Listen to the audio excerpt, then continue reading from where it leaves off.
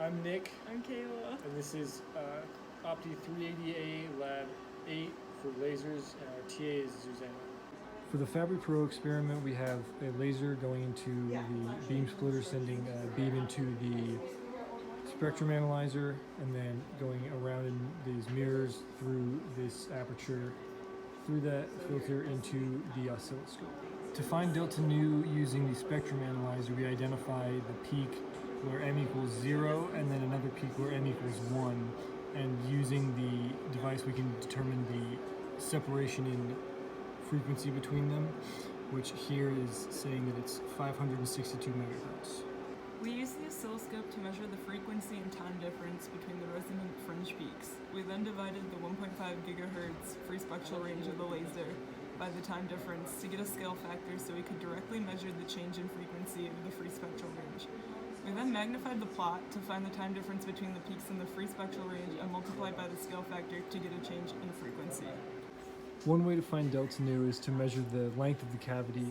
To do this, we brought a ruler up to the edge of the body of the laser.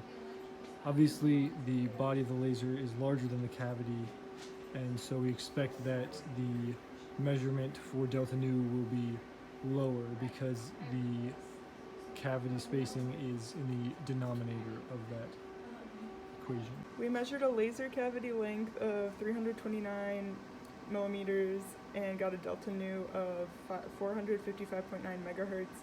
Using the spectrum analyzer, we got a delta nu of 562 megahertz and a cavity length of 266.9 millimeters.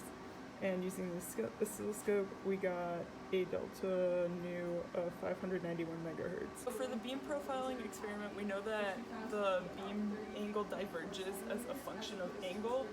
So by measuring the waist of the beam at different displacements from the laser, we can get that function and find the minimum beam waist and divergence angle of the laser.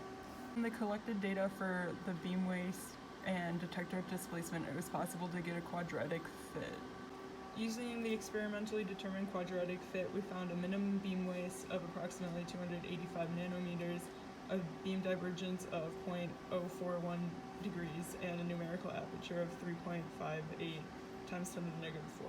So here we have a gas tube and mirror combination making up the cavity of a laser, and how that works is that the light comes out of here and is reflected back into the tube until such a time as it has enough energy to escape, and then we produce the laser, which we have the spot right there.